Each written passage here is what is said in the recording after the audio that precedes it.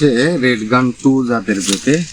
তো পেঁপেগুলার এক বোটাতে এই যে দেখা যাচ্ছে, আপনি একটু কাছ থেকে দেখালে 3টা করে পেঁপে আছে।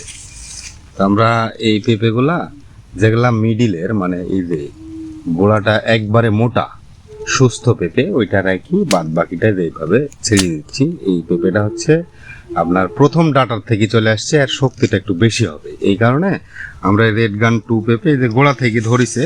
তো প্রথম দিকে একটু জমিতে অতিরিক্ত বৃষ্টি হওয়ার কারণে, আমরা না আসতে পারার কারণে আপনার কিছু পেঁপে রাখতে পারিনি। তো পেঁপে ধরার সাইজ যে মোটামুটি এর মধ্যে আপনার এক হাতের মধ্যে সর্বোচ্চ পেঁপে ধরে যায়। এটা হচ্ছে রেড গান 2 জাতের আপনার পেঁপে আর কি।